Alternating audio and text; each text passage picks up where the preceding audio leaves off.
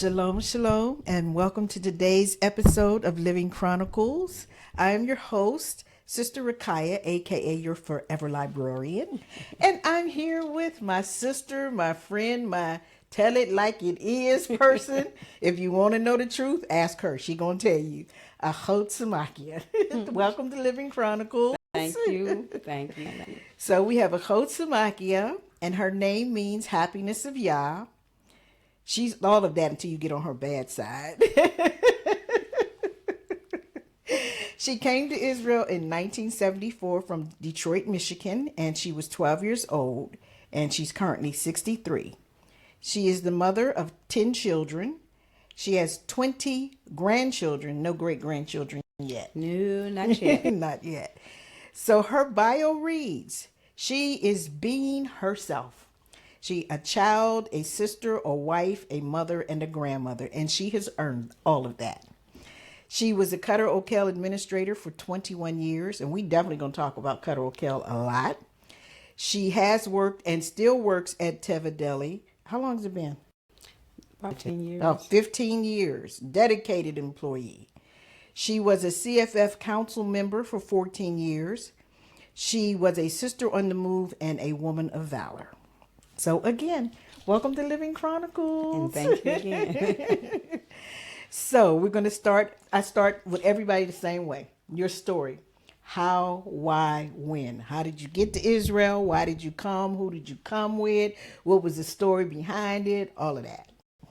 Well, definitely at 12, my mother brought me. Right. We didn't know nothing about the nation or the kingdom. You knew absolutely nothing about the kingdom? Mm-mm. My mother, she actually my Bati came first. Okay. And they were friends. No, actually, my Bati is my first cousin. Okay, I never knew that. We learned so many things. My Bati is your first cousin. Yes, her mother and my father were sisters and brothers. Oh, wow. Okay. Yeah, so Dodah Gioloteyah came. Yeah, so her mother was the oldest. My father was the youngest out of, that set of grandparents. Because my grandfather ended up marrying somebody, had 3 more children. But out of the set of our grandparents, my father was the youngest and her mother's the oldest. Okay. All right. So, but because of respect, I always called her Auntie Dodah. Uh-huh. And then when we came to the nation and she married my Abba Yakin, she became Ima Right. Batia. But we're first cousins. Oh, Yes. wow. Okay. And so that's what Shemaiah was convinced to come because of Dodah Well, Batia. yes. Well, she had interaction with a lot of people that came in that 73 Aliyah because my Ima worked in real estate. So she was selling a house. Oh, okay. You know, so she was like selling their houses and stuff. So we went to one meeting. She took us over to the castle, which was Arad Diaz's house. Y'all called it the castle. Castle. It was that big. Oh, it was big and beautiful, purple marble. And you know, this is way back in the 70s, so it was beautiful. You know, she was gone already. So, but you know, the brothers had the house. Okay. Excuse me. So Acote Smakeyah had called us over, you know, invited us over for dinner, and he was going to teach us about the 10 Commandments, you know. So early in the day, I had went down to the basement because her sons, Arad sons, had music, and I'm going through their music and stuff. So when they called me up and said I had to come up because he was going to teach us about the 10 Commandments, I said, you know how many times I watched that? I can teach you. So they was like, come on up here. So he was just, you know, talking about the 10 Commandments and breaking it down or whatever. So he showed me this picture book he had. And in the picture book, you know, it had Natan and Noga and the Kingdom School and the Holiness and everything. So I got to this one picture and I'm like, oh, this guy looked like Jesus. And he said, who is it? So I closed the book. So he opened the book and he said, you talking about him? I said, yeah. It's, you know, it's that picture of Abba on a mountain with that. Yeah, so he was like, what make him look like Jesus? I said, I don't know. It just remind me of Jesus. So we was like, okay. So after the movie, he, excuse me, they had dinner. After the movie, they... So y'all actually watched the movie? Yeah. It was a movie about the nation? No, the 10 Commandments. Y'all watched the actual 10 Commandments movie? So what, he was pausing it and explaining about who the real Hebrews were and all of that. You know what I'm saying? So when we sat down for dinner, I met Sa'amram. Okay. I don't know. I just kind of like fell in love with Sa'amram because he was like, how old are you? And I was like 12. Like, when your birthday? I was like, December 31st. He said, you and my daughter going to be good friends. He said, he was talking about Davida. He said, y'all just 4 days apart. Wow. You know what I'm saying? And we did. We became very, very good friends. Oh, hallelujah. But when we sat down for dinner and I tasted that food, it was terrible.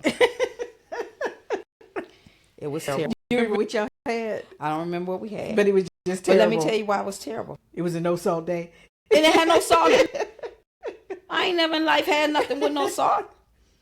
So I just said, excuse me. I didn't even say nothing. Now, I told you this, where Arad lived, Castle Big. Well, my Dodah Gioloteyah lived down the street. And she had a big old house, too. Yeah, I got up and went to her house. I ain't say nothing to nobody. You just got up and left? Yeah. I was a brat. But I didn't, what did I got to tell them for? I'm like, I went down there and I was like, y'all give me something to eat. I said, they eating some nasty stuff down there, whatever. So after a while, when they looking for me, my mom already knew. She said, I know where she at. Because my Dodah Gioloteyah lived right down the street, like 1 block over or something like that. But that was all I knew about the nation. You know what I'm saying? They And then how did your email break it to you that y'all were coming? We was coming here for vacation. Did y'all come for vacation and go back, or y'all No. came and stayed? We came back. So you really think y'all was coming for a vacation, or your email just told you that?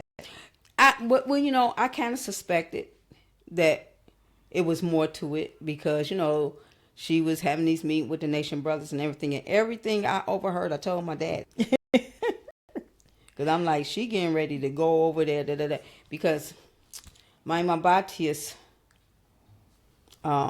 ex-husband, I came Christmas. My Bati and them had left. He came to Detroit. No, he lived in Detroit, but they were gone, and he was looking for them. So he came to the house to ask my Ima, did she know where she was at? And I don't know what my Ima told him, and he just got in the car, and he just started crying. And that really like touched my heart. You know what I'm saying? Messed you up. So I didn't want us to be sneaking away, and my daddy didn't know where we were going. And do him the same way. So everything I overheard, I went back and told my father. You know.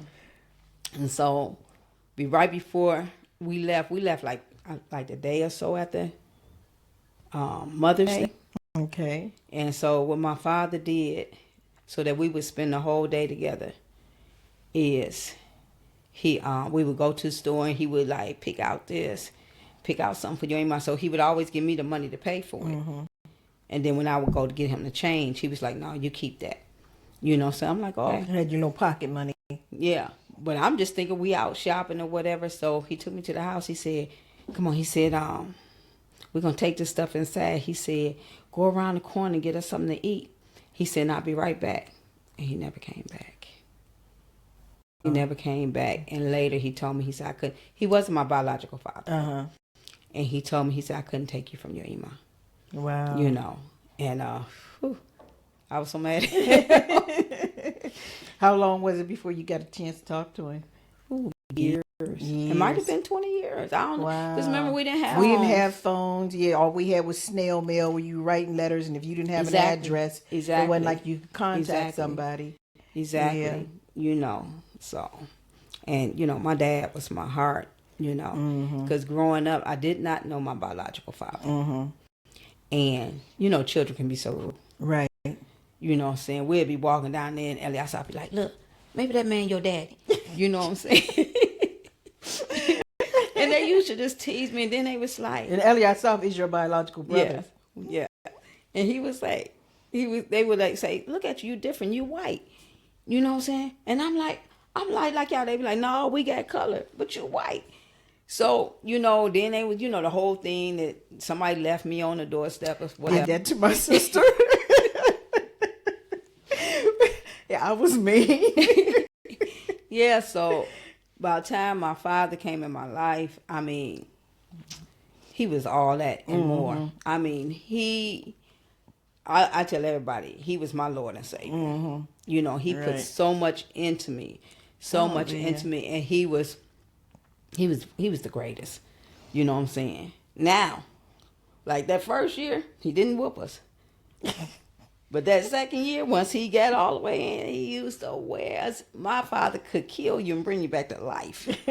You know what I'm saying? But he was very balanced. Right. He was very balanced. So you didn't look at it like, oh, if you got a whooping, you deserve to get a whooping. You know. So, but so. Okay. We end up here. Y'all came in to Shikun. Yeah, we came for that first New World Passover. Oh, okay. So we came May 16th for the first New World Passover. Okay. And what did you think when you got here? First of all, back in that day, if you even seen a car, because it wasn't no cars, and definitely if you seen a cab, you knew it was somebody coming from the airway. Right. So when we rolled up, the first thing I'm thinking about, because I'm still thinking we're going on holiday, and I heard my mom tell the guy, this the hotel we was going to be staying at. So I'm like, what kind of hotel is this? They hanging clothes outside they window and everything. And the three darkest people that I had ever seen in my life came. And they saying this is Africa. And I'm like, what the smoke? Because it was Nasir Elihu, first wife. Okay, I never knew her. Okay. Her sister Racayah. Okay. I'm trying to figure out who the third person came. And I was like, goodness, is everybody going to, am I going to over here? Yeah, but then, you know, Siona, my cousins, they came and whatever. So in the beginning, I stayed, we came from the World Passover. And we actually stayed at Agbenzion's house. And Agbenzion's wife, Agbenzion wasn't here, but his wife was here. Sadea's mom. She's beautiful, one of the most beautiful women I ever saw. But, you know, back in the Shikun, sisters on one side of the curtain, brothers on the other side. And then it's New World Passover, so it's grown men on the other side of the curtain that kind of like tripped me out. Right.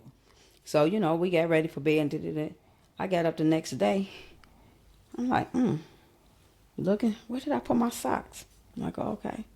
So the next day, my socks came up missing. I was like, Mama, they taking my socks. Somebody was stealing your socks. Yeah. Because, you know, people, we didn't have nothing back then. I mean, I ain't never taken nobody's. Right, we just went without. Right. You know. But we just stayed down for New World Passover. Then we moved to Arad. Okay. We moved to Arad. We moved into the house with Acote Smakeyah, Acote Smakeyah, because they was all single. Dimona, Dimona moved there. And I remember, in the Gioloteyah, we didn't even have a curtain to divide us. They just had comforters on the floor. Girls on this side, boys on that side. So, you know, body me, running around, get your pajamas out, get your this, and I'm sitting there. What body me? In my body me. Oh. From the brat. Oh, okay. A coat body me. That was about y'all's age. Yeah, she's 2 years older than me. So and she run around giving in orders. Yeah. So, but you know, I told you I was a brat. So I'm sitting there and I'm just watching her. And she was like, so, where your pajamas at? And I was like, how old are you? And she was like, I'm 14. And I said, I'm 12. You can't tell me what to do. So I'm just sitting there and they was like, why are you just sitting there? I said, I'm waiting for y'all to show me where my bedroom is at. You know, so for the first couple of nights, they let me sleep in the room with my imam. And then I had to go in the front. With all the rest of the girls. Yeah. Kids. Because it wasn't even a curtain. The boys on one side and the girls on the other side. Man, we had it rough back then. Well, y'all had it rough. It wasn't quite that bad when I got here. Yeah. But. So I remember going to Shabbat Seder in Arad. And Nasi Ben David gave me my name. Okay. Nasi Ben David gave me my name. And so I had went to bed. And I woke up and everybody was talking to it. And I kept hearing them saying, peace, peace. Peace, peace. And I was like, is that my name? I'm like, peace, peace. I was like, is that my name? They were like, girl, no. They said it's a little bug. And so they told me, they reminded me what my name was or whatever. But, so, you know, back then we came to Dimona for school. Oh, so you were living in Arad, but you had to come to Dimona for school. We just come to Dimona for school and we stayed. 11s and 12s. Yeah. 13 and 15. Okay. So, when I was in Dimona, I stayed with my bati. Uh-huh. Her and Ata Racayah was in a room together. And I stayed with her until she got married. Okay. You know, and I remember I wasn't cut out for work. I didn't do this kind of work. And they used to always try to figure out why it would take me to 2 o'clock in the morning to wash dishes. But after I would do a couple things, I would sit down and take a break and go in there and talk with because Ata Diva lived across the hall because we was in 18, so they was in 17 with Sa Amram. Ata Diva's boys stayed over there. Mm-hmm. So they would come over there. My cousin Akabia was there, and we would all sit in the front and talk or whatever. So finally they just said, let's watch her and see, why does she take so long? They would not let me sit down. They was like, go in the kitchen and finish the kitchen. It only took me 20 minutes. Right. And you dragged out to 2 o'clock in the morning. But yeah, but I stayed with my Bati until she got married. Mm-hmm. And then she got that room. And that's when I moved to the Bay Kaim to number 13 with Nasir Racayah Rafa'ah. You lived in the Bay Kaim? Yes, I did.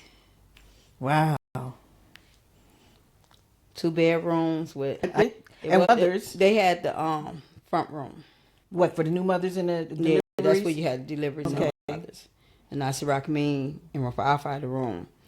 Atra Katrella had that porch room. Mm-hmm. And then Safta had a room. His mother was alive. Okay. All right. And about 6 girls. And we all went in there with Safta. You never had to look for us in the evening because whoever got in the bed first, those who got in the spot. And everybody else was just going to be crammed up somewhere. You laid in the hallway or whatever. We slept in the room with Dodah and Rafa'ah. Oh, wow. Whew. See, I knew it wasn't for me to come in them days. I'd have went left right away. But I'm trying to see, I stayed in 13. But Nasir Racayah now. Until I only lived with my mom here in Israel. Well, okay, let me go back a little bit. Go ahead. I didn't like Arad. It's not that I didn't like Arad. I didn't like how my sister was getting treated. Your and sister? My sister, Tirsa. Tirsa, okay. I didn't like how they was treating her. So wait a minute, when y'all came home, it was you, Tirsa, and Eliasaph, all three of y'all? And Kazriel. And Kazriel. Kazriel came with us in the beginning. Kazriel, Eliasaph. My Dodah Gioloteyah would send Kazriel so she could get him off the street. Okay, all right. So she sent him with my email. Okay, so it was you. But they didn't stay long. Who, Kazriel? And Eliasaph. Mm-hmm. Oh, they went back. Yeah, they so now this the thing, because they went back with my brother. He had me get they passports, and then my Dodah Gioloteyah gave us a big bag of candy that my Ima took from us. Right, that y'all wasn't gonna be allowed to eat. Right, so I went and I got all that, and they was like, "Yeah, we're gonna go," and then they left me. They just used me. They used you to get the candy and the passport. So you got the passports from Ima's stuff. Mm-hmm. Did she strangle you? She never asked me. She probably figured they got it. Probably figured they did it. Mm-hmm. Yeah, and they put you up to it. So they left. They didn't stay that long, So they went back, but it was so strict. A lot of adults was just zealots. Mm-hmm. You know what I'm saying? It was like, I remember in a ride, we had to eat according, like we got our plate. So then they tell us, okay, eat your beans. And then we had to eat our beans. Well, it was always for salad first. Right. Eat your salad, eat your beets. And then they would let you eat whatever the best part of the meal was. Right. And back then, they would always put beets in the salad. Mm-hmm. And my sister used to always say she wasn't but two. She didn't like black salad. She didn't like black salad because the beets turned it. And they would have her sitting there and just sitting there. And I didn't like that my mom. Right. She wasn't there to protect you all. Yeah. Well, she was there, but she didn't. Uh-huh. So little by little, I just took my stuff and I moved out. I just never went back to Arad. I just stayed here in Dimona. So I only lived with my Ima since the age of 12, 1 year. Wow. But so I lived in Beit Cain, I guess, until that 1 year that I went and lived with them. And then I moved in with Imariella. Okay, you moved that's when they lived downstairs? They lived in 18 down. In 18 down, right. And then you lived down there with them. Mm-hmm. Okay. Yeah. So from childhood, we weren't dealing with no CFF council of any of that in the Shikun. That wasn't until we got up here. Okay. Mm-hmm. The only thing that we did have was the Yeladim Sadiqim. Okay. But what about the dancing? You were a dancer back then. Yes, I was. So you didn't even put that down. Good thing I do know a little bit of stuff, yes, so I know what to ask. So tell me about that, the dancing, the traveling, all of that. Okay, well, actually, we was in Shloshes Ray in 13, and Abagadonum lived right upstairs. Shloshes Ray. So we was in the kitchen, whatever we was in there doing, and we were just dancing, whatever, and he came in. But my back was to him because everybody else stopped, and I'm just steady going. I'm just you steady. Go down. And then when I noticed why everybody stopped, and I turned around, and he said, "You can dance." He said, "You need to go." Acote Sheba was the dance teacher at that time. Mm-hmm. He said, "You need to go down with Acote Sheba, and you need to get in a dance group." Well, at that time, we didn't have a Kokabot. That's the dance group I was in. Uh-huh. They had the Muflaot Kitano. Oh, okay. And the Muflaot Gidolot, but they wasn't really, they performed a little bit after I got here. But it's basically Muflaot Kitano. So actually, Sipora is the one who started the Kokabot, pulling us together or whatever. Sipora used to dance? Mm-hmm. She was in Wow. Mm-hmm. So, Sipor was basically dealing with us or whatever. And I think Abba put Ima Shalema over us. And it was the best time of our lives, first of all. We got out of school many times. To travel. to go on to shows. travel and go on shows. Could eat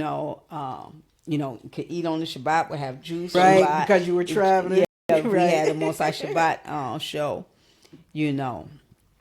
And I remember. Well, they put Ima Shalema over Right. to go Chaperone and all of that. and then she would critique the shows. Man, that woman, when we would go, and she would say, "Stand right there and don't y'all move." I don't care if the building caught on fire, anything, we couldn't move.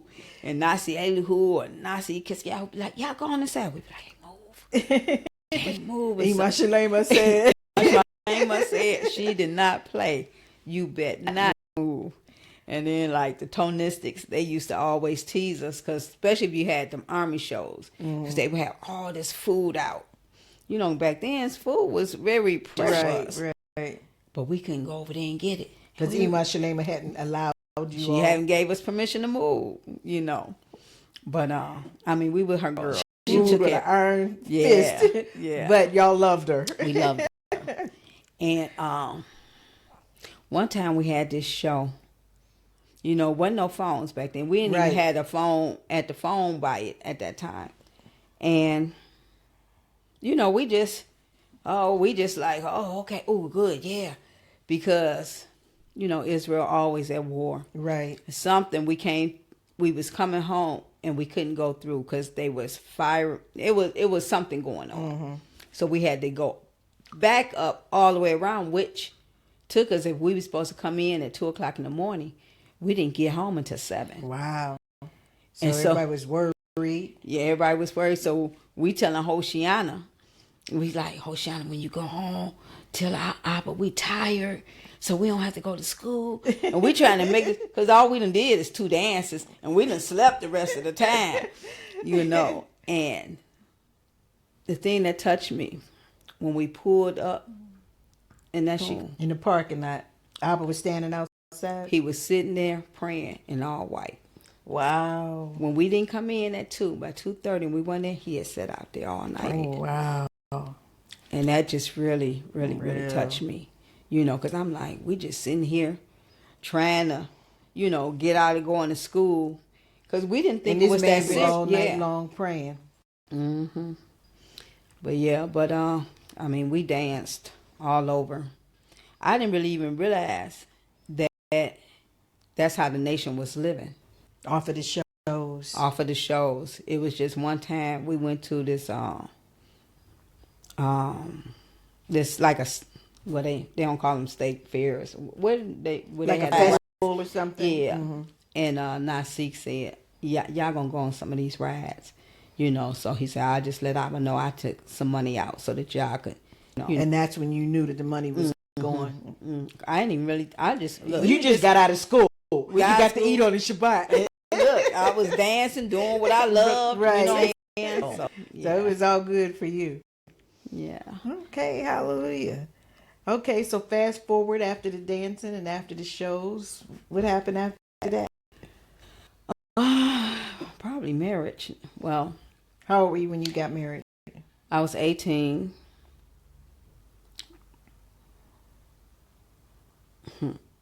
I was 18 when I got married.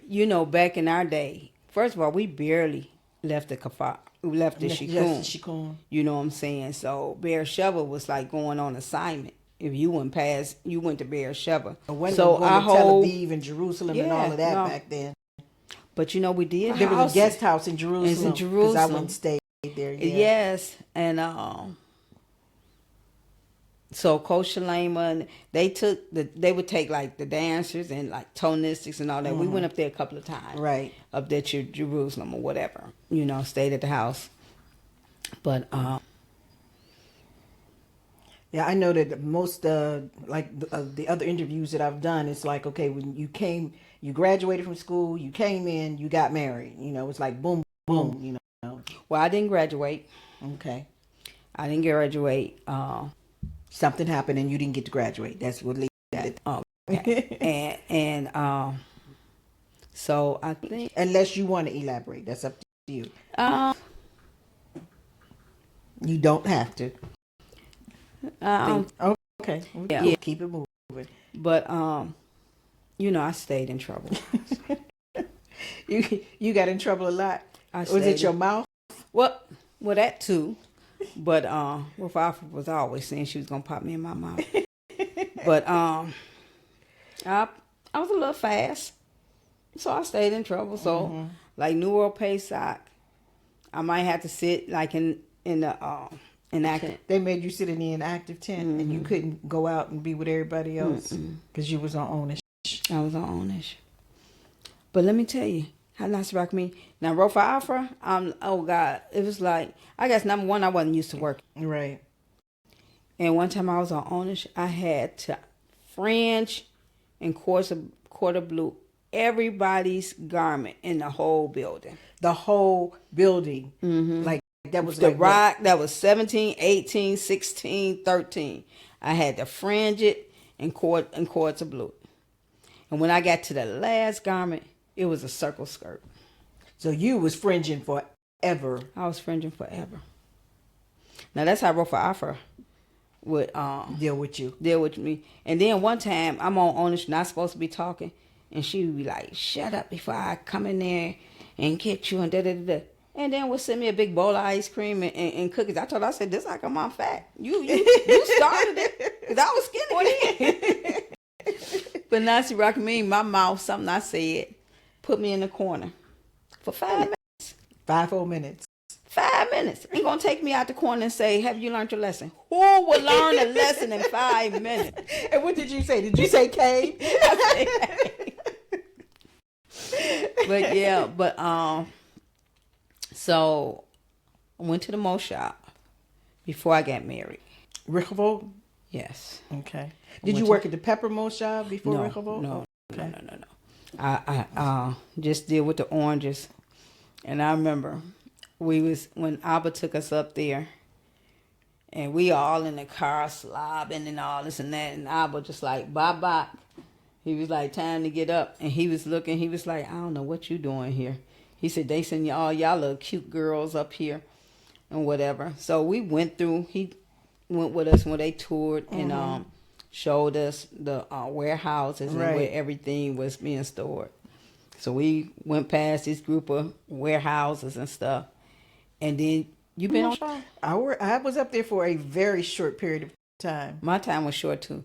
And you remember all them orange groves? That was... I never... when you would go out the gate, a few times we took the left and walked down and we would see all the oranges. But I never saw on there. Where right past where we stayed at. If you look down that way, straight. I never walked down there. I went as far as to the shower room, and that was it. It was all these orange groves. And it was... it was... So Abba was looking, and he was just crying and crying. Really? So I'm like... So we like, well, let us look. Maybe it's supposed to be emotional. And he turned around and said, "The suffering that my people got to go through," he said, "this will be your dwellings." We looked, we laughed so hard, and we was like, "Nah, for real, where we staying?" He said, "These are your dwellings." Man. Y'all was ready to cry. Everybody was writing, "I need to go home. I don't want to do this." And I was in the room with Imam Acote Smakeyah, Dodah Gioloteyah, Yerusha, my cousin Siona, and then myself. It was 6 of us. And we used the crates, shelves and beds and all that. Well, Yerusha bed was right by the door. And we had groups of who go bathroom. Everybody had to go out and go to the bathroom with somebody at night. Right. So Yerusha would be like, "Oh God, I felt something on my forehead." And we like, "Oh, you just thinking about Benzion." Because none of us married. Right. And she was like, "Oh, no. And one night, Adina said something big done just jumped in my back. We turned the light on. It was the biggest rat I had ever seen in my life. Oh, all of us was wrong. Y'all came flying out that room. Oh, man. Y'all was screaming and hollering. And the walls didn't go all the way up to the top, right? And the brothers was right across from us or whatever. So, get on. Sorry it didn't come running out They came over there, you know. And then one night I had to do, every every Wednesday we did communal dinner. And we would have a special dinner or whatever. So one night I'm in there and there's a big rat right over the door. And I'm hollering and screaming. And Gideon came running. And he was getting ready to run there, but he seen where my eyes was. And he kept going back. Talking about, he went. Wait a minute. But How'd you get out of there? I mean, the rat eventually ran off, you know what I'm saying? And I think I just closed out and just came back the next day because I, just getting prepared. Right. But the next day I cooked, and Gaon was Abba's driver. So I grew up with Gaon, right? In number 7. So he came in there. Oh, Smakeyah, you cook? Here, fill my container out. He said, we've been up all day. We've been out all day. So I filled his container up. So wait, you had learned how to cook by that point? Yeah, yeah. Nasi Abba taught me a lot about cooking. Really? Nasi Abba, Akalaya. Akalaya? Yeah, Akalaya used to come and do, when I stayed in 13 with Dodah, he would come and do the pregnant mother's lunch. Akalaya? Akalaya. He used to make the best salad. We would be just standing around just praying there was some left. Akalaya would do the pregnant mother's lunch. Nasi Abba, because he came down there a lot. And he the one who taught me how to make dressing. You know what I'm saying? So, yeah. So, yeah, but, and then when I lived in number 7, you had Acote Smakeyah, who taught me a lot. And there was this other sister named Keturah. She could cook good, and she taught me a lot. But Gaon came, and he was like... Fill up his container. He would like fill up his container. So when I seen him later, I said, how was the food? He said, I wouldn't know. And I was like, what? He said, soon as I opened up the container, he said, Abba's eyes went over there, and he was like, who cooked that? He was like, Smakeyah. He was like, let me taste it. Because I know I did dressing, because, dressing is like my favorite. Okay. And he said, when I got the container back, it was completely empty. Let me taste it, not let me have it. He should have known. He should have got 2 containers of food. Yeah. But, yeah. And then, out at the, we worked with a lot of Palestinians. They came over from Gaza. And the boys would be up there. And they would be battling on opening. Because, you get paid by how many boxes of oranges you packed. Right. It wasn't like you got paid by hour or got paid by the day. But the Arabs, I guess I was a little half decent. And they would always tell me, let your bin pile up. And so I'd be standing there, they'd be like, no, let your bin pile up. Because they could pack. They would let my bin pile up. And they would come and they would pack my stuff and knock it down. And you got paid for it? Yeah. They must have liked you, huh? But yeah. But after the Moshav, actually, we had a... dance presentation.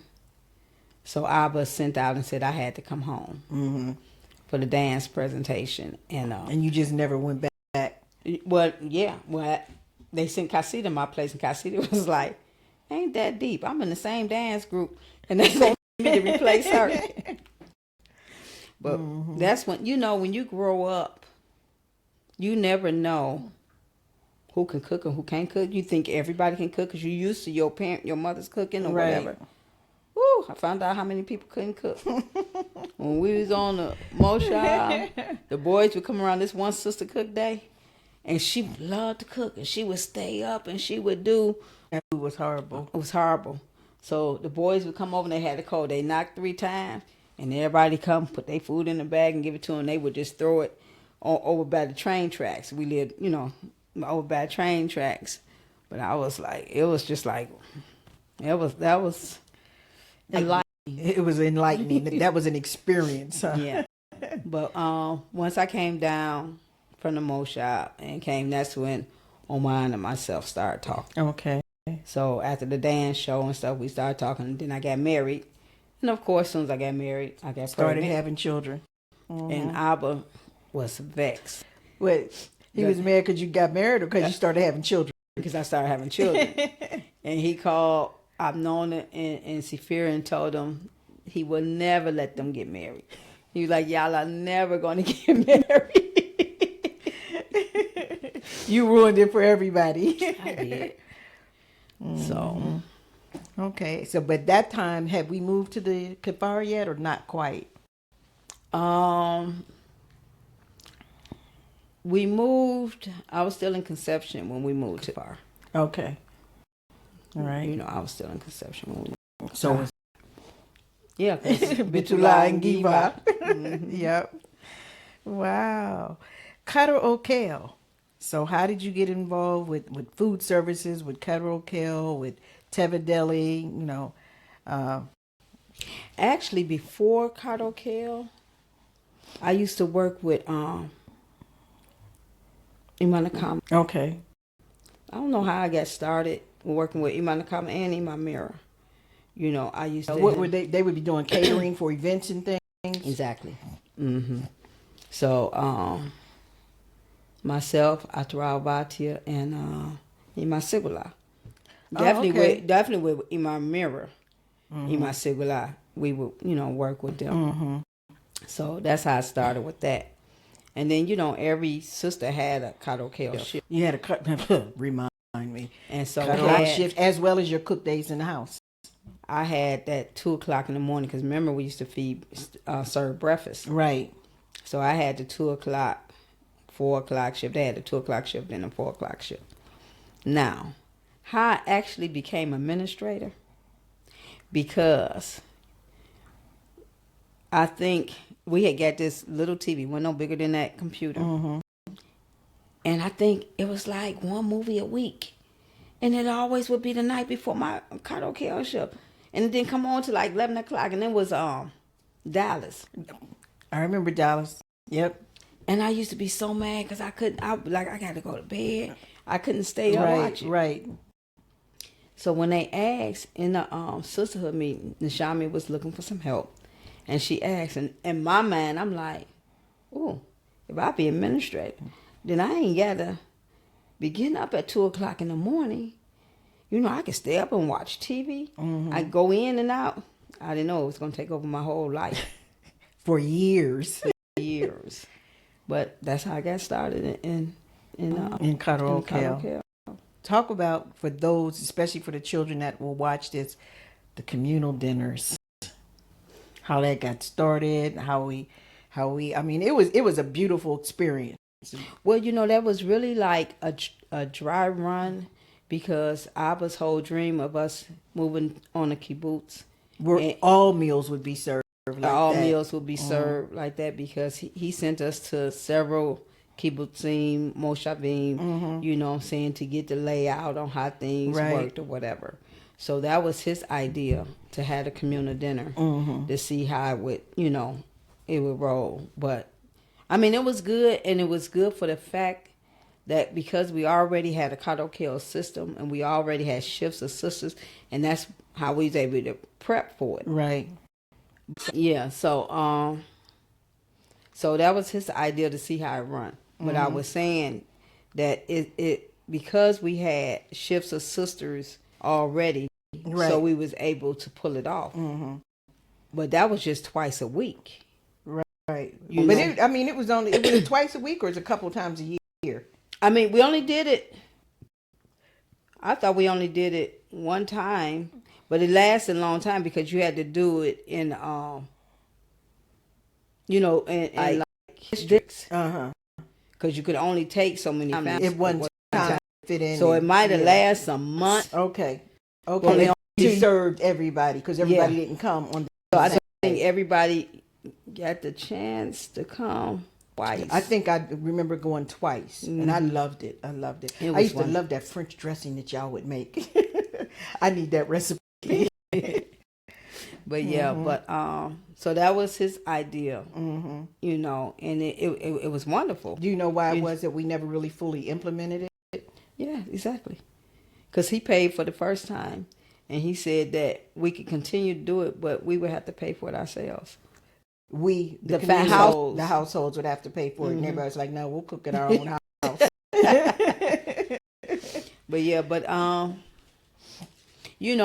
In that kind of work, and it was really wonderful. But in that kind of, we didn't have the machinery and stuff that you would need to be like to that was cook. industrial machinery that you would have needed to do all that prep and all that chopping and whatnot by hand. For all those people, that's a bit much. So, okay, all right. So, we can talk about CFF Council, or we can talk about raising 10 children in divine marriage. Okay. Whew. Well, I guess we'll go with the children first. Well, I didn't raise the 10 children. Is all of the children. It's two different marriages. Okay. It's two different marriages. So, actually, with Oman, so we had 6, and then I have to count. Then it was Arad and Racayah that was 8. And yeah. Well, by the time, I wasn't in the nation during that time. And the reason why I said I wasn't in the nation, because I couldn't get out the house. Because you were just at home with babies. I was just at home with babies. And then you have to remember when I was in conception with Giva, remember my Bernice was still there. Okay. You know what I'm saying? Saria worked. So I was the second wife. So it was Saria and myself. Saria and Oman worked. So I was the one at home. With Ima Bernice. And the babies. Yeah. And then we didn't even have a kitchen on our side. So you had to go back and forth. We had to go back and forth. Right. So. And y'all had to cook because Kohen wouldn't eat anybody else's food. Exactly. I remember that. Exactly. So it was a lot, and it was especially, Ima Bernice would have seizures. Right. And it just seemed like every time she had a seizure, I was big and pregnant, be running, trying to find somebody to come and help, Right. But Oman, he showed what type of brother he was. He took care of his mother. Remember when we used to have Ima Bernice duty? I remember the time when I was keeping her, and she went to use the bathroom. I took her in to wash her hands, and she ate some soap. And I thought her mom was going to kill me. I was so scared. I was almost crying when I told him, Ima, she ate some soap. He was like, oh, well, it's just going to clean her out. He took care. He took care of Ima Bernice, but it was first of all, Ima Bernice used to cuss like a sailor. And I used to be like, oh, God, my kids, they're going to be cussing. And, Padaya had this thing. She would, we didn't have a dining room table. We sat on the floor. Right. Well, she sat on the floor. And if it was something good that she wanted and she had to go to the bathroom, she would push it way behind so Ima Bernice couldn't go get it. But if it was something she didn't like, she would leave it out. She would leave it out and go around there, and she would be peeking around the corner because she knew Ima Bernice was going to come snatch that plate up and eat and everything. But, he took care of his mom. He really, really took care of his mom. I remember one time, Giva was a baby, and she was walking with the baby and this and that. And she just walking back and forth. She was a little baby. She couldn't even sit up. Man, Ima Bernice came back without the baby. We were like, where's the baby? Giva learned to sit up that day. She knew not to fall. She was sitting on that toilet, sitting up there holding herself up. But yeah. But yeah, Oman's an amazing father. Yes, he was. He was an amazing person. Yeah. The times that I had with him, boy. Whew, I loved Oman. Loved Oman. Yes. He was one of those you could always depend on. You can always depend. Always depend on. So, my brother. Okay, so we talked a little bit about family. The CFF council member, 14 years. How'd you get involved with that? How'd that fit into everything else you were doing? Well, because by this time, I was released, divorced. So, working with Acote Smakeyah. And, how how they choose you for leadership if you're a hard. Right. You know what I'm saying? And I had the time because I didn't have my children with me. Right. Mine had the children, and so I'm working with CFF Council and whatever. No, I'm working with Acote, and it was time for the council that was that present council to move on. Mm-hmm. So at that time, CFF would vote everybody in, and whoever got the most votes. Mm-hmm. So that's how I got in, because it was Safira, Vashti, Ahava, Shevna, myself. I don't think Anik came then, because then it was Cabral, Abiel. But see, some of them replaced people. Mm-hmm. Ben Kai and Abraham, Amatzia. Yeah, So what was some of what you all did as the CFF Council? We did a calendar events. So the CFF used to do a lot of programs. Mm-hmm. Like I was over labor and services. Of course. So yeah. So if it was a need, somebody had a need, or we would schedule people to do, or go to Bekaim and clean or whatever. And I remember when I first became a council member, and I went in there like, oh, y'all gonna do this and y'all gonna do that, and they was looking at me like, like you was looking to bother me when she was telling you to get your pajamas when you was 12. Exactly. So they was looking at me, and I was like, okay, this ain't gonna work. So what I did was I started doing a lot of stuff. Mm-hmm. And I changed my approach to them. And it wasn't them. Look, this is what we got to do. Who can help me, and da-da-da-da. Right, and right. I made sure I was present. Led by example. Exactly. And from that point on, I mean, we didn't have no problem, because everybody was volunteering and whatever. We definitely had CFF trips, which was the bomb. I could go on one right now. We do need a trip, don't we? Yes. We need a getaway right now. Yes. But, we organized international events, and then, we were a governing body and kept the CFF, the young people, involved in doing in ministries or whatever. So it was supposed to be for like 3 years. And how long did you say you did it? 14 years? So you probably stayed in the CFF longer than you were supposed to. Yeah, but most of us, like Idali did like 18 years. Wow. So yeah, and Aharon he came back. Him and Ruvain, they came back because I think they were before us. And then we had to go back and get them. I'm trying to think. I think we had been in for like 4 years, and we was writing Abba. Like time for us to get out our 3 years is up. Time is up.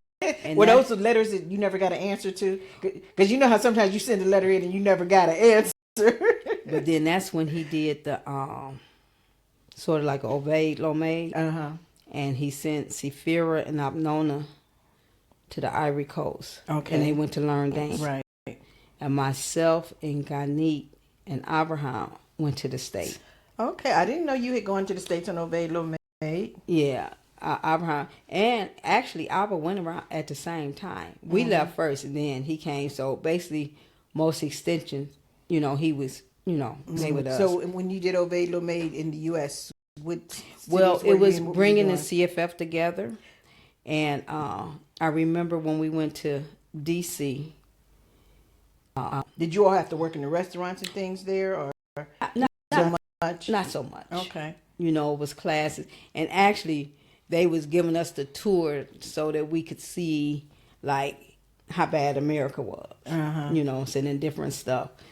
And, but we was, like, seeing stuff because Ganit had never been there. I think Abraham hadn't been there since he was, like, 4. Right. And I hadn't been there since I was, like, 12. So everything was like, oh, wow. Oh. I mean, we went into a supermarket and we was like, wow, look how big it is. Oh, and we like, look, they got about 20 different margarines and butters and this and that. And the guard that was on the door, he was just looking at us and he said, Where are y'all from? where are y'all from? He said, Mars. And we said, no, we from Israel. And he said, Mars. You know, but, you know, during the Obey Don't Make, we went to Atlanta, Chicago, D.C. We only went to New York for like one day. I think they took us one time to Savannah. We did it a day in Savannah. You know, Abraham was always locking us in the house. Be like, okay, we're gonna take a nap, and we're gonna get up, and we're gonna do, and then he be gone. He'd lock y'all in the house and get y'all taking nap. When we was in Chicago, And he'd be out. and he be out, you know. But it was really a great experience, you know, and it was just teaching them what we did in Jerusalem. And like I know I was instruction when we went to D.C., he was like, they some hard workers, he said, but they're not balanced. He said, you can't just work. And you don't have no balance, he said, because you'll wear yourself out. Right, gotta have. So each extension had a different lesson. Okay. Oh, You know, okay. so. All right. So let's go back, even before all of that. Kingdom School and Holiness. Some of your favorite teachers, some of your favorite subjects, some of the shenanigans y'all got into.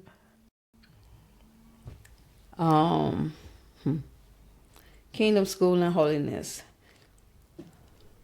To say who's my, I'm gonna tell you, he was off the chain, but Acote was definitely one of the best. Really? Because you know he just had his own world.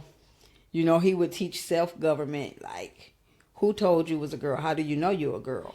Really? And, you know all this stuff, right? And but he was a good teacher. Now I told you I was a brat. You know, all the way through school, huh? I remember one time we was in class. So you did Kingdom School and Holiness in Shikoom. Yeah. Yes. And yeah, you know, that's when you had to be out there. You could not be late. And then sometimes, you know, I'd be late, so I would have to jump over the wall because our class was at 18 down. Okay. So I would have to jump over the wall before the class came in. And come through wasn't no back door, was it? Yeah, the slide. Oh, okay, right. Okay. All right. But, you know, nation song, you going to stand out there until it was like perfect. So, you know, definitely Arad Marnina. Right. Was the best. Right. Was the best. Right. You know. And did she start the choir? She started the choir in Shikoom, right? You were in the choir too? Everybody was in the choir. I sing. But everybody was in the choir. I get to see y'all on, you know, the Omer service, the last service when y'all get up there and sing. The last service, I told them, I said, I'm not coming up. I said, I can't even sing. And they were like, we need your body. That's what she always would say. We need your body. But yeah, so Acote, Dodah Marnina, we had a little bit of Nashlig. Nashlig made sure we got out on the land. Right, the sacred visitation. He made sure we got on the land. Nasi Gabriel wasn't teaching, but he made sure we had fun trips. You know what I'm saying? We used to, I think they did about houses. And we used to go on trips. We had a big truck and everybody would just throw it in there because like the trucks, really probably like a delivery truck. Right, with the big open bag. We would go to Jericho and we had the little ice cream machine and, you know, stuff like that. But, just see, I had a lot of problems in school. So there wasn't no great things about school like that. Other than getting out to go on shows. You know, Davida. First, let me talk about Sar Amram. And he wasn't a hard person. He just didn't take no. But, you know, he was real cool. And, you know, we had classes down in the basement. Sar Amram lived upstairs. All you had to know was Samra moving around. You got yourself in order. You're not You know clowning in no class with no teacher. Yeah. Oh, you ain't. I don't care what. You wasn't clowning with no teacher. Back in our day, you did not clown. You did not clown. If you had a displeasure with anybody, you better whisper. You can't even tell a child because they would tell on you. That's how I got in most trouble. The kids would tell. But yeah, you know, it was some things was kind of brutal. Mm-hmm. You know, we had one teacher that he was very brutal. You know, we lost a lot of our classmates that it went back to the States or whatever. I remember my cousin begged me to go with him, you know, but you wasn't ready to leave yet. No, but we lost a lot, you know, and that's one of the reasons that the ones that are still here, why we're so close, right? Because we went through. You went through a lot together. We went through a lot together. I remember we didn't have food like that, so you know you was like always hungry. Mm-hmm. I remember before you went to school, you know, they would get us up like 5 a.m, and we would have to go to the end of the city, out there on that road right there where Paris Center is now. And they had all them wild bushes of them salt greens. And we would they would give us sacks. And this was before we went to school. And before we had to go to Yellow Demon Side of King. And we would have to go out there and pick them. And when cars would come by, they would be like, what are they doing? And we'd be hiding because we was embarrassed, you know. But it was more harder for us because it wasn't our choice. Right. You know, if you pick something, you choose something, you're going to do whatever you have to do because that's what you chose. But when you know to do something. Same as I didn't know nothing about the nation, and this wouldn't have been my choice. Not that I love, you know what I'm saying, I love the saints. I love my people and everything. But I was a big person on family. And it kind of broke our family up. You know what I'm saying? I loved my father. You know, I remember in school in America, going back a little bit, in school in America, because I love my dad so much, you know, that they called me into the office and they was like, so, because they knew when I came to school, my name was Cheatham. And then I started writing Miller. You know what I'm saying? Because they kept on telling me that was our school, and I was like, my daddy named Miller. I'm writing Miller. You know what I'm saying? And so when the teacher suggested to my father, they said, why don't you adopt her? So she can have your name, because she legally cannot write Miller on the paper. So he adopted us so that he became our, you know, your legal father. But they called me in the office, and they was like, do you sit on your father's lap? And I'm like, yeah. And they was like, do he kiss you? And I'm like, yeah. And they was like, do he? And I was like, well, they was talking about molestation. Right. You know what I'm saying? I didn't know nothing about that. And I was like, y'all don't sit in your father's lap? Y'all don't? And they was like, wait, kiss me? I was like, on my cheek. You know, da-da-da. And they realized it was just, you know, it was because it was that craving. I wanted a father. I didn't have it. Right. You know. So, told you I was bad. Right. So, coming back, I remember I got in trouble one time. Well, you know, I did this throughout life, tell you the truth. And I had a meeting with Nasiaba, my Ima, Maba Yakin, and whatever. So they was fussing. They was like, don't you feel bad? Don't you feel bad? No, what you said. And they was like, how you think your parents feel? I was like, well, my Ima, I feel bad for my Ima. I said, my father don't know. And they looking at my Abba Yakin, and they was like, I said, my father's name is Michael Thomas Miller. My Ima about croaked. And when they came out, you know, everybody waiting to see what's going to happen. And I'm like, hey, Latov. And they was like, well, is they going to throw the parents off the mountain? But see, Farrah, I'm telling you, I had been married, released, and I was on the CFF council. And anytime that I got mad and didn't get my way, I'd be like, I'm going back to my daddy. I'm going back to my. See, Farrah one day said, either go or shut up. See, Farrah told you that. You know, see, Farrah was my ride. That her and Davida. It was actually Davida and I that was very close. But they were very close. So all three of us was always together. And then Avishai was older than you all. Yeah, she was older than us. But yeah, but see, Farrah was like. See, Farrah is no nonsense. Well, one time in Akaliah's class, and he would have each one of us stand up in front of the class, and everybody had to go and say what was wrong with you or what. And the boys was telling Sophia, she's so mean and she's so this and she don't da. I said, shut up. She not like that. It's like, I got a thing about the underdog. Right. Or people that get mistreated wrong. Right. It really, really bothers me. And I go off. They used to call me the 2-week go off girl. Because I would just go off and get to hollering or whatever. But yeah. Wow. But I mean, school was good. School was very good.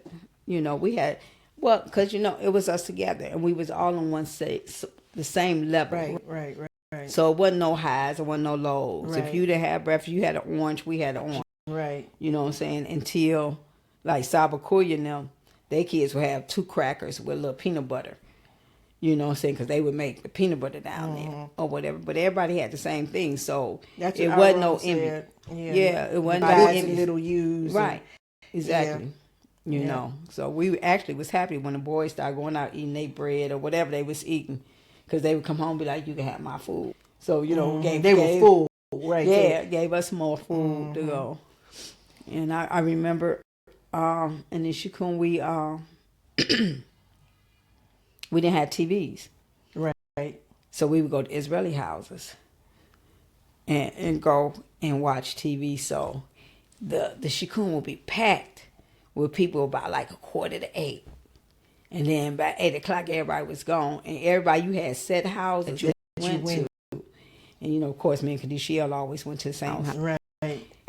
But they would have, you know, candies and cake and pop and stuff for us. And, you know, we was going to watch Roots. Mm-hmm. But the boys would go and watch with that Steve Olsen or something like that. Something they would go watch. The $6 Million Man. Something like that. And I remember Sabin Kalaya and we was coming home from work and we were talking about it. And Casita said, I didn't know nothing about it. And we turned around, we was like, I mean, we did it for forever. How you didn't know nothing about it? She was like, well, the only time that I said, I'm going to watch some TV. She said she was grown. She might even been married. And she said she went to this house, knocked on the door to ask him because she couldn't watch TV. And there was the chief of police. And he was like... so she knows his house too. Do you Scott know you up here? He was like, come on, I'm taking you back. Some kids just can't get away with doing bad stuff. They get caught. But yeah. So let me ask you this. CFF Council today, do you see any similarities, any differences? It's definitely a big difference. It's definitely, I don't see, well, it's different times. Okay. Because when I was on the council, when we was in, during my time, the Shikun and even on the Kafar in those days, nobody worked. Right. None of us worked. Nobody worked. You might have we could 5, 6 sisters in the house. Right. And you could dedicate all your time to building the kingdom. Exactly. So, but now everybody people got a work. job, Everybody paying bills, right. living off the kifar. Yeah. So it's a different. It's a whole different dynamic now. And then it's a difference in the children. You know, as we moved out and different things happened, you know, our children start making their own choices. That's the first thing. Yeah. Our children start making their own choices. So sometimes it'd be like, do I say anything? Do I what? You know what I'm saying? As well as the CFF now are in the IDF. That's a Exactly. whole totally different dynamic. So, Exactly. yeah. So yeah, it's different. It's like what I teach my daughter, Sarah, and all the other ones. Well, she grown too, but she's home. Right. But what I teach, I don't teach about fringes and cords of blue. Right. What I teach about is morals and standards. So whatever choice that she make, same thing I teach my grandchildren too. And I teach her, go do something with your life. Go travel. Do something. The time has passed. Y'all are not us. Right. That you graduated, came in, got married, had a baby in the same year. Right. Go. You got time to push a baby button. Right. Do some things in your life, but I always teach about morals and values and standards and values. Yeah. You know what I'm saying? Because if you take that with you wherever you go. Yeah. I know, like with my band of Monsieur, everybody always be like, "You're not from here." Right. You know what I'm saying? When his children are so polite, yes, ma'am. And they be like, because wherever he go, he instilled that coin on mine is in him. Right. Coin on mine was all about family, and he instilled that all in his children. about family. Yep. Exactly. Yep. Whew. So we've reached our trivia question section. So we have 4 little categories here. Each one is a different color. You can pick 4 cards, one of each color, hand them to me. I'll read them, and then if you want to answer, you answer. And if it's something I was gonna say, what about? I was gonna say, why can't I look at it and see if I want it? Well, I'll read it to you, and if you don't want it, you say I don't want that one. Were you there? Day of the Show of Strength, April 1986. Yes, I was. Share a little bit about your experience. 86, Adriel was a baby. Afron was a baby. Mm-hmm. We had babies together. You know, Cyril was with me. You know, because we had about 4 or 5 children by then. Padaya, Giva, Amasia, Amsa, Adriel. Mm-hmm. So we had 5 children. So she was there with me. And I wasn't scared. But I was like, but my husband is up there. In the front. Because the priesthood was in the front. Yeah. Like Gibor's house. I'm like, if we walking, because I'm like, so are you going to come back here with us? Mm-hmm. Because I need him with me. Right. You know what I'm saying? But I wasn't scared. You know, it was just something happening. You know, at that time, I don't even know if we really understood the impact of it and what was happening, because that's when they got arrested. Rico Vogt. Rico Vogt. And also they were locked up. Yeah. Yeah. So to me, it was just like, okay, something we got to do. We got to show who we are. Right. You know what I'm saying? But I wasn't scared. And they were talking about marching to Jerusalem, and we were ready to march. Ready to probably couldn't have made it to the end of the city. I know I could with faggots. Pushing baby buggies, babies on your back. My biggest thing was like, but my husband is up there. I should be with my husband. Mm-hmm. You know, to help with the kids. But, you know, I definitely had Saria. Right. You know, who I have to say has been the greatest sister ever. Mm-hmm. You know, I tease everybody now because I'll be like, the kids come down here, they go see my Saria first. Then they come see me. They come see you. But but she's been there always. Raised all his children. Mm-hmm. You know, it was about 4 sets. Right. Yes. Right. Yep. Name Saria. Okay, you can pick another one. You got a blue one, so you can pick one of the other colors. I like those rings you got. Yeah. Okay. Fill in the blank. Name at least 5 current businesses in Israel owned or operated by someone that grew up in the kingdom. Business name and the person's name, if you know them.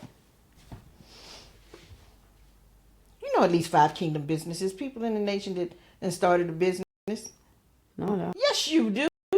I know Sarah Ben Kalaya. Well, of course, that's your boss. Yeah. Okay, that's 2. Um, Your best friend, your male best friend. He got his own business. Nafiel. There you go. Well, Ben Benzion, if he still have his. We buy ice Right. cream. The Ben Clyde don't make. Boys. See? You know, you take for granted.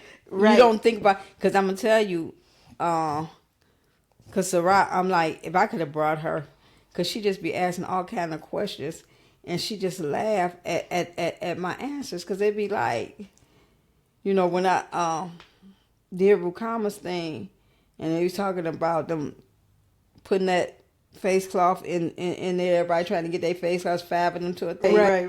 And she'd be like, oh my God, the stuff that y'all did. Yeah, they need to know. But they need to know, you know, obviously you didn't have a choice in coming. You know, you were 12 years old. You had to come. I came in my 20s, so it's my choice. But why did I come? Why did I stay? Why did I endure whatever challenges that I went through? What was the reason why? And they need to understand that, because Ima Batia, when she had sent her bio in, she talked about nation building. That's what prompted her to come. And I really wanted her to come and talk about nation building, because our children need to understand that there's more to it. It's not about an individual thing. It's not about the greater Israeli society. It's about something by your own people, for your own people. And, you know, it's a level of like national pride. In some ways, they might not really like get it completely. You know what I'm saying? So that's part of the reason for wanting to do this, you know. And then, okay, so for a lot, I'll say myself, because everybody have to speak for themselves. You know, it's like I made the best of my journey. Right. You know what I'm saying? I didn't know no hardships in America. I thought we had a very good life. You know what I'm saying? So, I had to make the best of my journey. Right. And I do want to, you know, I was leaving at one point. That was at the end of my marriage. You know, at that time, we didn't have a divorce or the release. And I had to go. Yeah. I was very happy right. and everything. And I remember my best friend, me and Naharon, I mean, you know, everybody knew I liked the rain. But we stood out in a pouring down rain. I mean, my dress, because I think I was going back and forth cooking at the house. My dress was soaking wet all the way up to here. And he was just trying to convince you to stay. Trying to convince me to stay. And when I left and I got on the bus. Going to Tel Aviv? Yeah. And, you know, we were so naive. I hadn't been embarrassed by myself probably. So did you even know how to get to Tel Aviv? I got to Tel Aviv, and I didn't know how to get to the American embassy. I think I ended up walking most of the way. Went to the embassy. I cried all the way up there. From the bus station. Because all I was thinking about, when would I ever see my children again? And then all my friends, Aharon, Ruvain, Sifira, all their faces was popping in my head. And I was like I was letting them down. Right. You know. Went up there, talked to the counselor. The counselor, I don't know his name. I don't remember his name. He was white. But his deputy was black. You know, we ended up calling my grandfather. But it was early in the morning on their side. And then when I called my dad's house, Eliasaph answered. And they was like, hey, yeah, you Steve Miller? Oh, yeah, like they was the friends. You know what I'm saying? And they was like, we got your sister up here. And so he was like, okay, because my grandfather was the one who was going to send me. So they told me to come back the next day. So you had to go back to Dimona? I did. Okay. The guy was like, because they had stopped putting people in the hotel. They used to have a hotel where they would put people. Okay.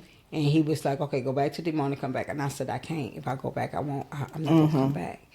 Or whatever. So the guy asked me, he was like, you can come stay at my house. You was like, I don't know you. You know what I'm saying? And then I was like, this is just how naive I was. I'm like, I'm going to stay with Orleah. Okay, well, Orleah living in the house. you know, with Matzael and my brother-in-law, Yemuel stayed there, whatever, Yoav. And I'm like, okay, work at the bus station in Tel Aviv. Like it's Dimona's bus station. Bus station in Tel Aviv was huge. You know what I'm saying? Yeah. And I'm just walking, crying. You talking about the old bus station. Right. And Yoav saw me. And he saw that I had been crying. And he got me. And he took me to the house. And then they sent Avishai, Kozabda's son, to call and tell him I was up there. So they was like, just hold him. And Matzael saved my life. Matzael saved my life. When he came and when he got up, they got me some food. And he poured out his whole story about, you know, his wives and Yakima and all of that. And how she really wanted him to go back and everything. And he was like, I didn't know you were struggling. He was like, I'll get you a job. You know what I'm saying? And he took care of me. And I tell him all the time, but he saved my life. So when I went back to the embassy and told him I'm not going, the black dude was mad. He wanted to deport me right there. Oh, wow. He wanted to report me right there. And I promise you, Rabbi jumped in that white guy's body and he talked to me just like Rabbi would talk to me. And he was like, you don't want to go back. He said, sending you back, he said, it would be like putting a sheep in a lion. Wow. He said, you're just having problems in your marriage. Wow. You know. And he talked to me. I saw the black guy was like, but she made an international phone call. And the white guy said, I'll pay for it. Oh, wow. That definitely was a spirit that jumped in him. Because he wasn't even supposed to do that as an embassy official. Exactly. Your personal thoughts on all things in common / communal living. I think all things in common, communal living could be a wonderful thing. If it's all things in common and it's all one standard. Because the problem we have a lot of times is you might make a difference, you know, in this one, in that one, or when it's mine or whatever. It's not like one standard across not like the one board. standard across the board. You know what I'm saying? All things in common. If everybody paid into it, it'll help everybody. Right. But everybody had to pay into it. Right. I can't have you not paying into it and I'm paying what I got to pay for you. No. Or I got to pay more because you're not paying. Exactly. But then we all still get the same benefit. Exactly. Exactly. You know, I mean, one time in the household, I'm paying, and come home one day, and our lights is on. And why are my lights on? Yeah, because I didn't pay. You know what I'm saying? But the other side is on. They had the lights on because they had the children. So wait a minute, how did they do that? That's how they just, you know, they just figured out. Or was it the water? It might have been the water. It was the water. Our electricity was off too, but it was the water. So the water on my side got cut off. And they left the water on the other side because they said that's where all the children at. So I just was like, okay, I'm going to stay at my friend's house and call me when it's back on. But they did get it back on. They got it back on because I'm like, how is that fair? Right. You know what I'm saying? I'm paying. Here's all my receipts. Right. I'm paying. But they didn't pay. And so now they get to still have their water. But I got... So in them kind of instances. Right. You know, it has to be... I mean, and it might be a situation that the nation might have to absorb. The family have to absorb. You know, something can happen. You can have an accident. You're not working. That's understandable. Right. But it can't be all the time. That's the norm. Exactly. So. You know, but I think everything what we built, the nation building, would have been beautiful if it would have stayed one standard. Even with divine marriage, if it was one standard. Right. If a brother, first of all, can you really deal with more than one wife? And then it had to be once. You can't be more. Giving her more and doing that, and then I'm just sitting. Right. You know what I'm saying? Because if it's one standard, not I'm gonna do what she Right. wants. Look, Right. this Like is the my man is this wife has greater influence over him, and Exactly. so he does to Exactly. appease her, and then the other wife ends up getting the short end of the stick. Exactly. You know, so that goes just not having that one standard Right. affects everything. Right. Right. So we got one more. What color didn't you I haven't get yet? I haven't got gold. Okay, so get a gold one. Okay, but I have to say this because my brother will be like, Smakeyah, are you crazy? Vegan Express, a business. Oh, And right. Renata, And Renata I'm like, Beach Bay. like, believe me, they just caught me off guard. Okay, I'm gonna make sure I do that as a clip so he'll see. You're covered. Favorites. Your favorite thing to do for fun. My favorite thing to do for fun. I don't even know if I do fun things anymore. Let me see. Oh, you gotta work. Travel. Huh? Yes. Travel, relax, read a book. Where's some of the places you've traveled to? I've traveled, well, on assignment. Of course, I went to the States, to D.C., Chicago, Atlanta. Abba said people only needed one day in New York. That was enough for anybody. But I've traveled to Ghana on a mission and Benin. You didn't even talk about those. It didn't come up. Okay, well we'll go back. To Ghana and Benin on a mission. I went to Singapore and Thailand. Visit. Yeah, Yardana was it was something else I wanted to say. Dr. Yardane Salas.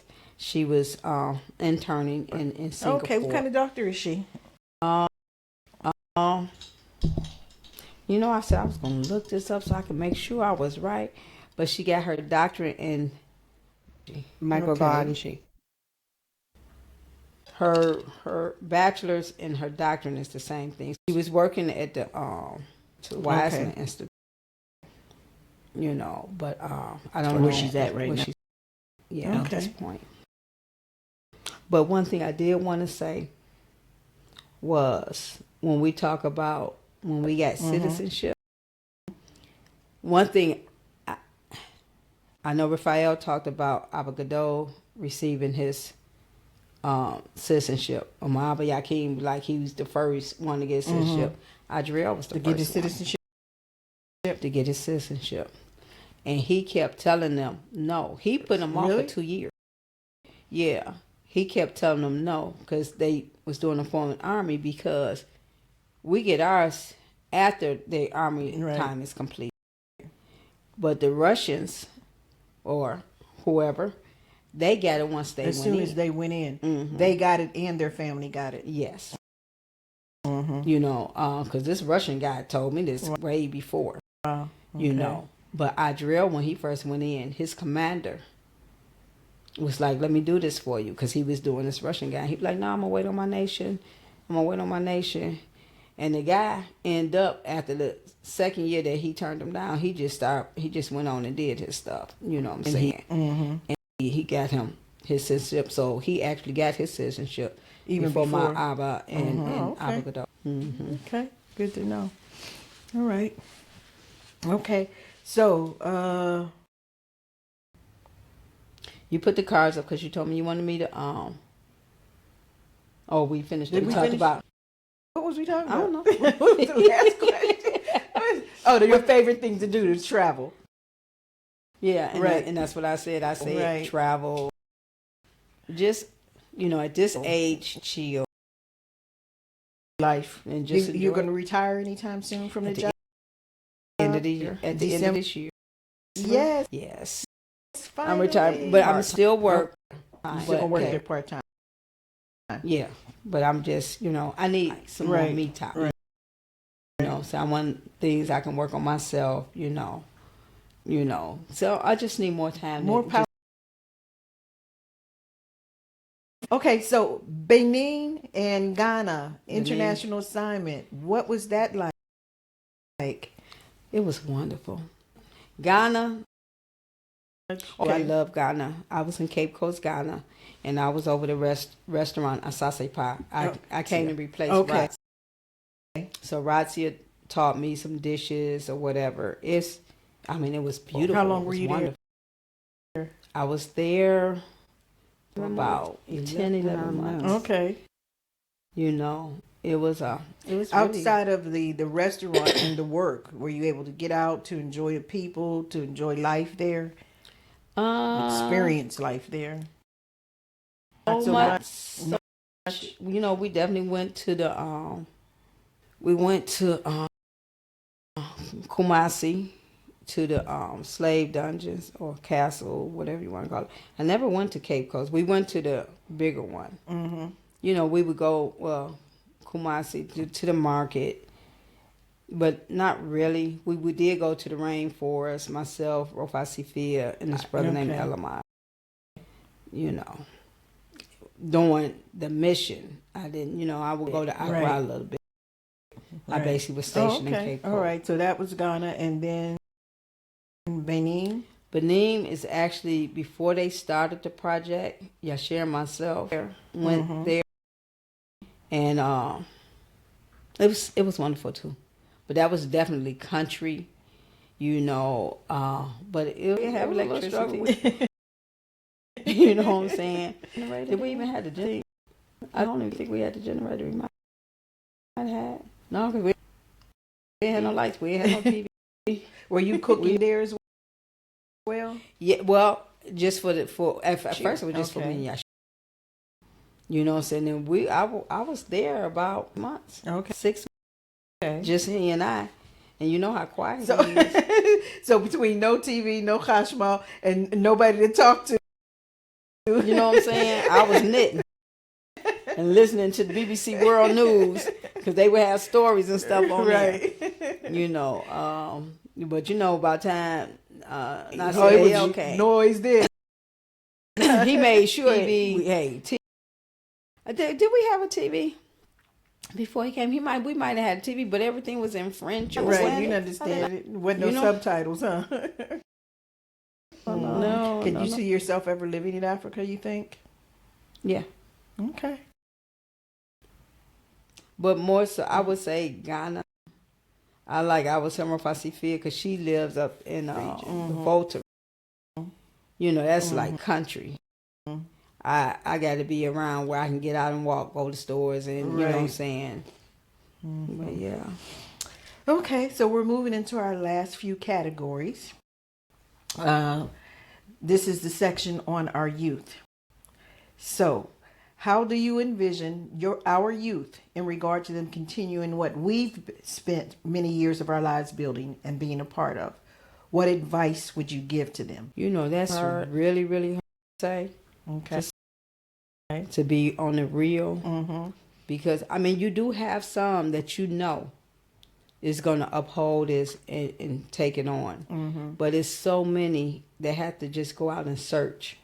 It's so many opportunities. There's so many things out there that get their attention. Mm-hmm. It's not like it was with us. We were very close. Mm-hmm. We was almost like the Amish. Right. You know what I'm saying? Right. We were very close. Right. So it was only one direction that you were seeing. Mm-hmm. So now you see so many different directions. You know what I'm saying? And one thing I say that we should do is be patient with them and always keep an open door. You know what I'm saying? You're not evil or deep or you're not grounded because you looking enough. They had to search, they had to pick just like each one of us chose. Right. Even though that my mother brought me here, but at one time I had to choose. When you went to the embassy, you made a choice. I made exactly. Yeah. Exactly. So they have to do the same thing. Right. And that's why I still go back and I still push morals, standards. Yeah. You know what I'm saying? Everybody's not going to live here anymore. But that don't mean you're not in the nation. Right. Or whatever. I remember one time I was mad and I kept on saying, I ain't in the nation. And Kohen, hey, Kamliel, I was saying something and he said, I thought you ain't in the nation. I said, you know what? I am the nation. I said, if I didn't stay and go through a lot of stuff we went through, you wouldn't be here. You know what I'm saying? I said, I am the nation. The nation is in me. Don't look to see if I got friends in course of law, because today I might, tomorrow I might not. Right. But that's not right. who I That's am. not Who I am that's is not inside of the me. defining characteristic. Exactly. Yeah. You know what I'm saying? Is it in you? Respectful. Yeah. You know what I'm saying? To respect, to have standards, to have morals. You know, to have values. Right. That would be the first thing that I would have to teach. Yeah. To have to You be know, honest, exactly. to have empathy for others, to be trustworthy. Yeah, to not be a liar or a thief. Exactly. Yeah. Exactly. And you got to make sure, because most of these children came out of different households. What was happening in your household? Were you happy in that household? Right. Because you can't teach nobody to be happy if you weren't happy. Exactly. If they grow up seeing you wasn't happy, that ain't gonna make them say, "Oh, this is just so wonderful." I want to be there. Here. Exactly. Yeah. You know what I'm saying? We had to show them. I remember telling Cosrell years ago, we was talking about the children or whatever. I was like, but look at the kafar. I said, we got to fix it up. They got to be proud of this. We got to have something for them to come back to. Yeah. Or something for them to do. Right. You know what I'm saying?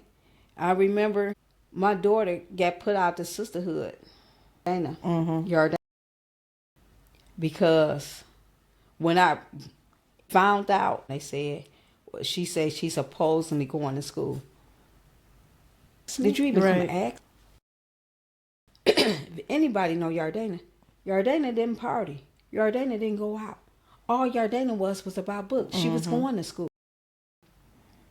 You know what I'm saying? And they was like, when she got married, well, they didn't put me in Oman on because we didn't gave her permission to get married. Right. She wasn't out in the streets or whatever. You know Got what I'm around saying? and lazy, Exactly. running the street and whatnot. Do you know how that hurt her? To put her on the list that, oh, you're not part of the Jerusalem Sisterhood? And then you want to turn around now and say, why y'all not doing? Well, look at the list. How many people did you put out because?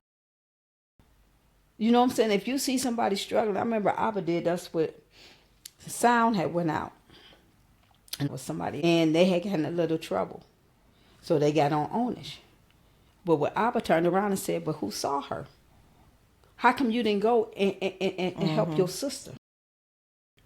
You know what I'm saying? As a leader, as a sister, as a brother, you see somebody struggling, you're supposed to be. If they struggling with this, here, how can I help you? Not put them on the list, oh, I don't want them in the sisterhood. Or I don't want them in the brotherhood. You know what I'm saying? That's even biblical law. Exactly. But that's something we had in Shikun.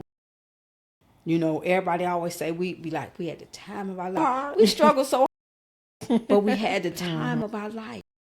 Because one thing, it wasn't no entities. And I'm sorry, this is my personal opinion. Them entities separated us as a... And with that separation, like when we went to the seminar on the Shabbat, and I was like, I don't go to much no more like that. Right. And I was like, oh, we still do this? Where the Crown Sisters together and then this and that. And I can understand this, Kim and Cyrene, you know what I'm saying? But why? We just parents. Coming to hear our baby. Come in and take a seat.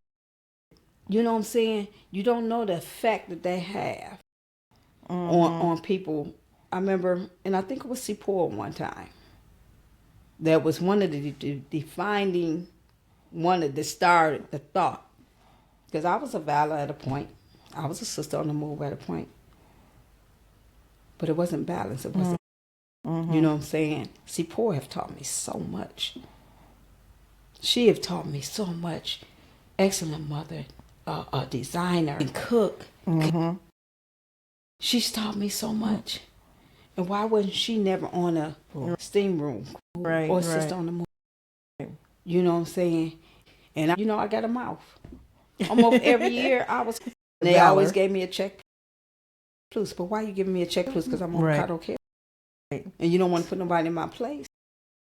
Right? But it made you think you can consider. Right is right and wrong is But we And you know talked what I'm about saying? that even with the communal, with the, the one standard The across the board. one standard. Yeah, You know what I'm saying? These the things that hold us back. yeah. You might not see it like that, but you don't think the children are seeing it. You don't know different. Right. It definitely warrants a conversation. There are things that we need to sit down and talk about. Exactly. Revamping, redoing, upgrading. Exactly. As we move, because you're supposed to continue to move higher and higher. So, that's definitely warrants a conversation. But I just somewhere along the way, I think as we start getting jobs, different people getting jobs, getting better, getting a better life, getting up off the floor, I guess some people might have felt it just wasn't one standard. Yeah. You know what I'm saying? And that one to say, okay, because I got orange bed, you got to get an orange bed. Right. You know what I'm saying? But we lost something along the way. Because that love and that concern, Robbie sitting out there praying for his people. You know what I'm saying? That spirit, is it's not here today. Right. You know what I'm saying? I got to know if I go down, somebody is at my door. What's happening, Smakeyah? What's this? And don't be like, oh, well, that's just her. Or don't nobody check on you for days at a time. Exactly. But like you said, part of it is that when we were not working outside so we could pay the water, the rent, the lights, the this, the that, the cars, whatever, and we were much closer.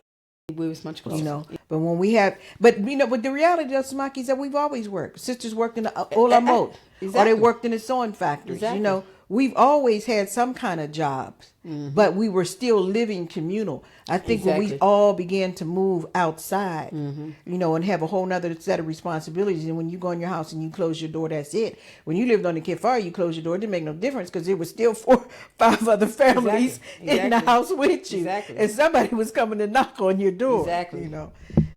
But the first thing I would say, we have to look at ourselves. Definitely. Make sure that, how do you feel about it? Because I can't instill values and the love for this kingdom if it's not in me. You know what I'm saying? My children's going to pick up what I feel. You know what I'm saying?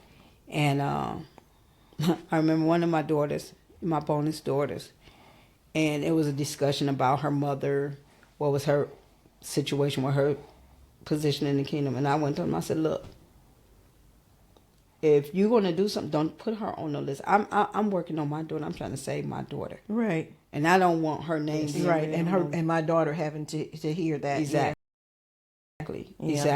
You know. But it's actually a very, very good thing. It's actually good values if we just do it and reach out. That's what we need. We need a program, outreach program. Somebody said years ago, this was after Abba had left, that an international apology should be sent out, because some people different. But it's a good thing. But the thing about it, we gotta realize, okay, the age gap is real. They see things and how we see things is not exactly the same. Exactly. But we have to have conversation. I just got out of this group that we did. It was a 12-week course. 12-week course of community resilience, and we had people from the younger and the older, and seeing how the difference is in the various thoughts that we have. It warrants conversation. We cannot dictate, like when you went into the CAFF dictating. Right. You cannot dictate. People at this point, you have to have dialogue. We have to come to some agreement. So. Yeah. So, okay. Our last couple of questions. There's a saying that hindsight is 20/20. When you look back over your life, are there things you'd have done differently? Do you have any goals, dreams, visions, etc., that you haven't yet accomplished that you'd like to accomplish? I'm happy where I'm at. Okay. My only goals at this point is to be more at my children and grandchildren. You know, I felt like I did it all. The only on other goals is to travel more. Right. But you know, I've worked for this nation. You know, it's a lot of periods that I was more into the nation than in my children's life. Right. And that's why I want to be there for them. Yeah. The only thing on that I would do different. I mean, this is my journey. Yeah. The only thing that I would have did different is with my second marriage. I wouldn't have gotten married when I did because Kasaka didn't have enough time. And I just felt like if I marry her, if I get married and I could, you know, be more to help her, but it wasn't for me to try to help her. She needed more time for relationship, shares relationship. You know, everything else. I mean, that's the thing I regret the most.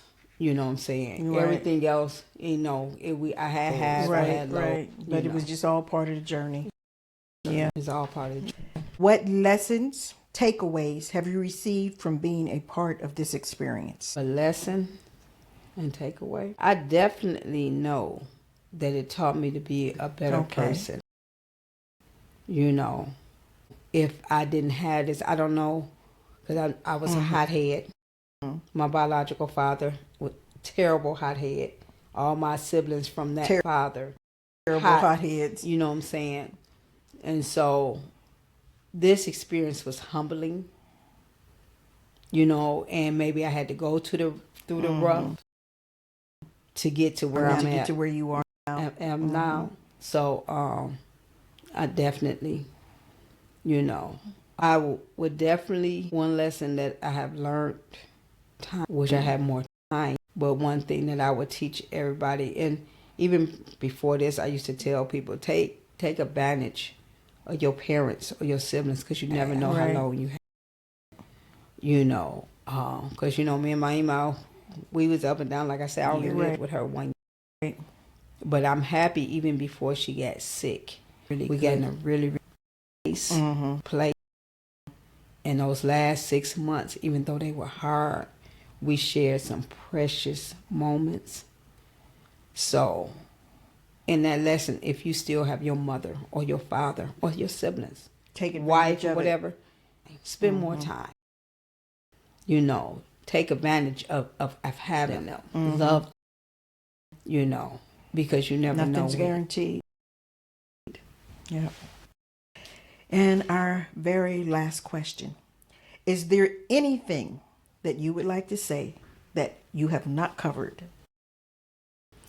It's probably a ton of stuff. I don't You would think about it when you get home. Like, I should have said this. Yeah, I do that all the time. My children talking about, even when I fuss, I come out and fuss and I go back and I come back. But, you know, this is the essence of who I am.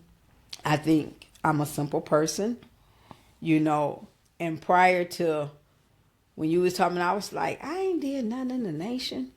I'm like, what am I going to talk about? And we've been talking for what, almost 2 hours? I'm like, who can talk that long? You know. Now you see. But I had a lot of joys, especially with my peer growing up, because they were more than just friends. They were family. You know. Family. They were family. It was a special bond. Yeah. I remember for years people kept thinking that me and Aharon was having an affair. But you just don't know. We was in number 7 where it was 40 people. Wow. You know what I'm saying? Wasn't never enough food. You know what I'm saying? CFF council together, class together, you know, even though he younger than me, but he was super smart. So they had him in our class. You know what I'm saying? Sifira, David. I mean, it's just a special vibe. You know, Yafa. Me and her slept on this mattress, and it was about that. We were 16 years old. And I'll be curled up on one end, she'd be curled up on the other end. That created a special bond. Yeah. that no one can. I mean, you can't top it. Yeah. You know what I'm saying? Yeah. So this is definitely my family. I love everybody. You know, might be one or two that It's much, but I'm clear. We all have those. Yeah. But yeah. Well, Dodah, I appreciate you taking the time. And told I to you. I didn't think I was gonna ever do it. Even the day I was like, maybe she gonna call and say, I didn't get back in time. I was like, Smakeyah, stop. And I was like, I wonder if she and when you wasn't here, I was like, did she know that I moved or is she gonna cancel? Because I know she really didn't want to do it like that. Sometimes I feel like I'm bugging people, asking them. And it took me to watch a couple of them, and I'm like, okay, do this. Because I was like, why she want me to do that? Go on there and talk. I ain't got nothing to talk about. I ain't did nothing special. And now you see all the special stuff that you've done. But you're special in and of yourself. You know what I'm saying? We are all unique, and we all got a story. Exactly. That's why Sarah keep asking you. You know? And then, you know, I just growing up, you barely see me in any pictures or whatever. Because I like to be in the background. And I step back. Right. You know what I'm saying? So it's just like, time just passed by. But Sarah, she'll bring stuff out and be like, oh. She was talking to Gabriel one day, and Gabriel, she was talking about, sharing his siblings and whatever. And Gabriel was like, I don't know nothing about here. This chick, she asked all the craziest questions and all this and that. I'm going to give her an idea. Next she's going to be sitting down with you with the microphone. Well, Ima, what about? And we can record this. You write your own book. Yeah. Well, Dodah Smakeyah, I appreciate you. And as always, as we close out to the listening audience, I hope you enjoyed today's episode with our wonderful Acote Smakeyah, our very own. When you see her, give her a hug. Now you're going a little too far. I don't like all the hugs and all that touching. She don't want all that touching. But Dodah for spending time with us this evening. And until next time, peace, blessings, and prosperity to all of you. Bye. In closing, I would like to humbly acknowledge the sisterhood who served in the Acote area. We not only nourished and fed our babies, but we learned, taught, and supported each other in our daily lives. One of the greatest examples of all in common. I would be remiss if I didn't mention one of CFF's greatest services, cooking and serving the sainthood for the holy day, Shavuot. We served 2 meals, water, sweet drink, and dessert for over 800 people. I think the highest was 960. We had a super core group, sisters and brothers, who stayed up for 3 to 5 days to make this blessing a success. Under the guidance of Skan Atur Uri, I thank you.